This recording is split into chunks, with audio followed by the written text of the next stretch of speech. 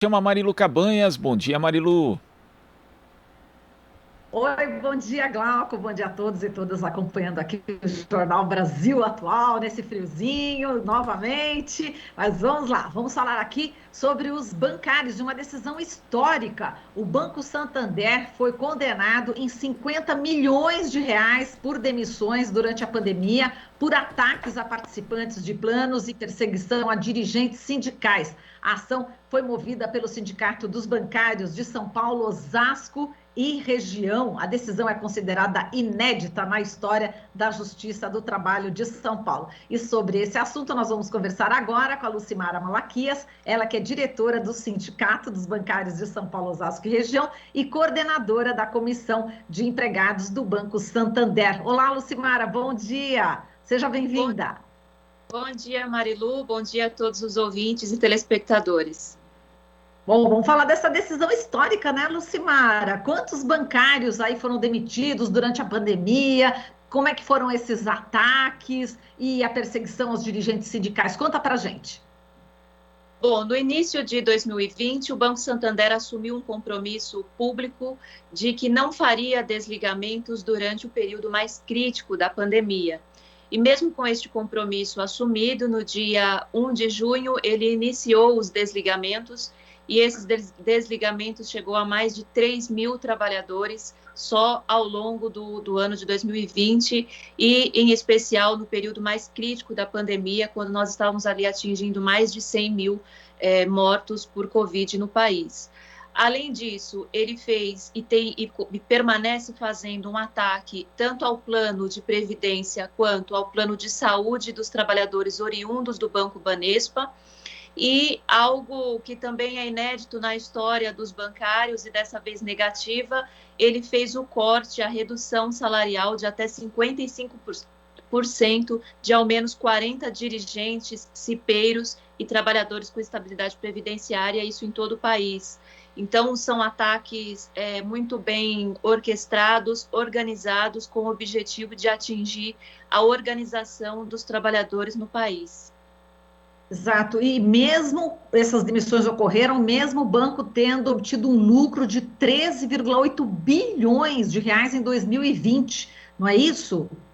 Exatamente. Todos os anos nós somos surpreendidos com esse lucro astronômico e todos os anos a gente ouve que é o maior da história e nunca e sempre aumentando, né? Quando o país alcança uma crise social e econômica gigante com mais de 14 milhões de desempregados, o Banco Santander não dá nenhuma contrapartida social e, pelo contrário, ele agrava essa crise quando ele desliga mais de 3 mil pais e mães de família, enfim, ele não contribui com o país e ainda piora essas condições com esse tipo de postura totalmente antissindical. E é bom a gente frisar que quando uma empresa, quando um banco é antissindical, ele é antitrabalhador, né? Ele é antipovo, ele é contra a sociedade. Então, eu diria que a sociedade brasileira paga por esse lucro gigantesco. Esse lucro onera todo o país,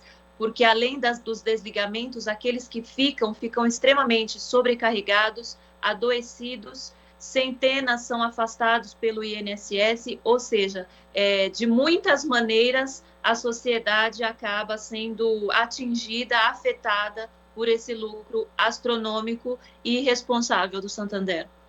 E o Santander se recusava a fazer negociação, abrir aí o processo negocial coletivo. Como que foi essa fase, Lucimara? Foi tensa? Eu acho que isso é o mais emblemático da sentença. São 30 páginas de uma sentença extremamente humanista e muito bem fundamentada.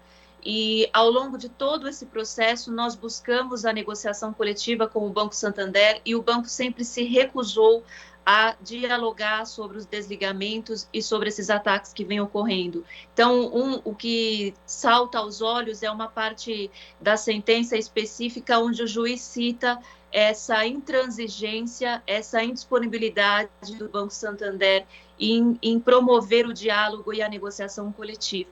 Então, acho que esse é o grande ponto de destaque quando o juiz frisa da importância da negociação coletiva para se resolver conflitos trabalhistas.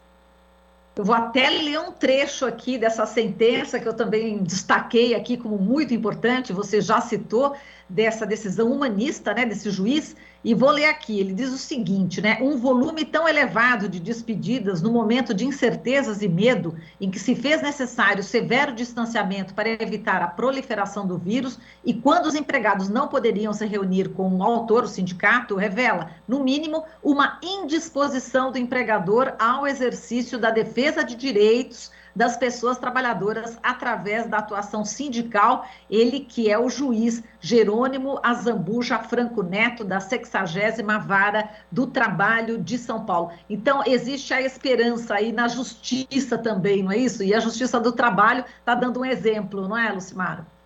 Enquanto movimento sindical, nós sempre priorizamos e valorizamos a via negocial. A via jurídica é sempre a nossa última alternativa. Mas, nesse caso, nós esgotamos o diálogo com o Santander sobre essas pautas especificamente e buscar a justiça foi o único caminho que nos restou. Então, essa sentença ela é inédita, ela é histórica e ela é emblemática, não só para os bancários, mas para toda a classe trabalhadora no país. Porque todas as categorias, mais ou menos, em alguns momentos, sofrem ataques e sofrem práticas antissindicais. Então, acho que essa sentença ela pode contribuir muito com a luta sindical em todo o país, em todas as categorias.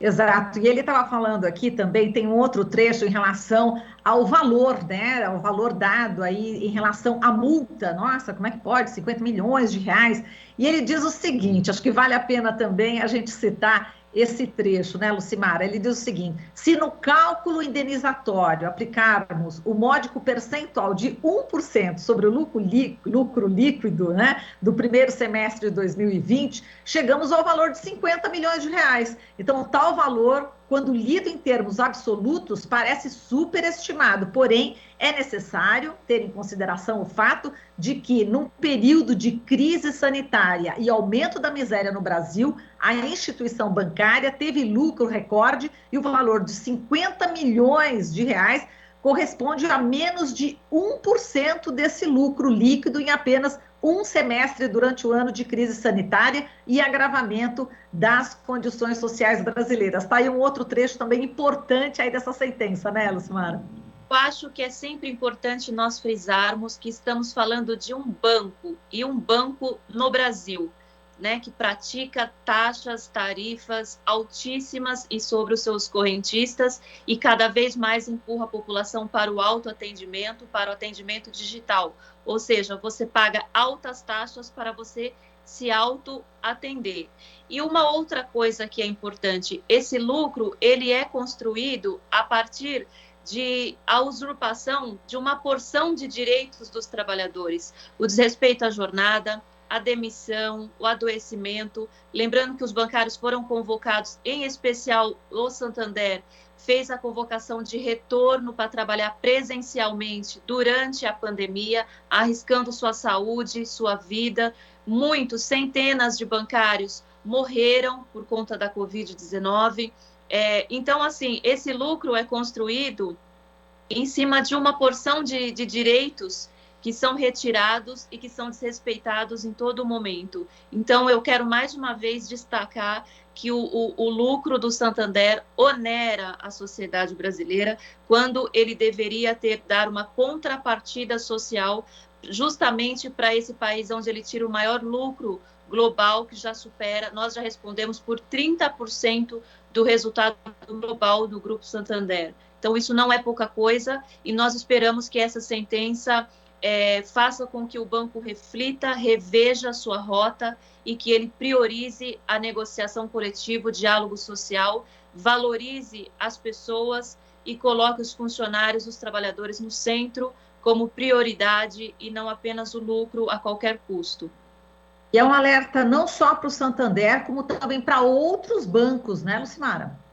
Para outros bancos, e eu acho que aquilo que eu disse no início, né, para todas as categorias, para todos os empregadores do país. Por isso que ela é inédita e por isso que ela é histórica, porque eu acho que todos os trabalhadores, todo o movimento sindical de todas as categorias, em algum momento sofre ataques sofre práticas antissindicais. E no caso dos bancos, por serem empresas muito grandes, com um contingente de trabalhadores muito alto, eles têm dispositivos internacionais que eles são obrigados a seguir e que prezam pela negociação coletiva. Então, quando o Santander não se dispõe a dialogar, não se dispõe a resolver os problemas em mesa de negociação, ele está descumprindo legislação e está descumprindo convenções internacionais que o obrigam a fazer o diálogo social. Então, isso não é uma opção, deveria ser um dever, uma responsabilidade, e é nessa linha que nós vamos atuar, para que ele volte a fazer a negociação coletiva de forma séria e responsável. Muito bem. Agora, o Santander pode recorrer dessa decisão, né, Lucimara? Qual que é a sua expectativa daqui para frente agora?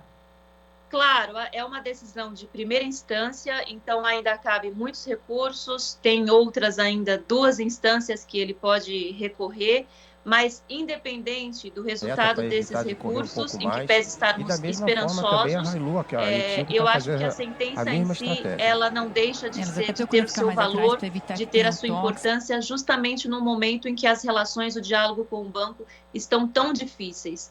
Então, eu não acredito que o banco consiga reverter essa decisão, porque ela está muito bem fundamentada, mas mesmo que isso ocorra, eu acho que ela já indica aí que o banco precisa mudar os seus caminhos. Muito bem, Lucimara, a gente agradece aqui a sua participação, parabéns por toda a sua atuação, forte abraço, viu? Muito obrigada, bom dia para todos. Bom dia, falamos aqui com a Lucimara Malaquias, ela que é diretora do Sindicato dos Bancários de São Paulo, Osasco e região e coordenadora da Comissão de Empregados do Banco Santander. Aqui você ouve as notícias que os outros não dão. Jornal Brasil Atual.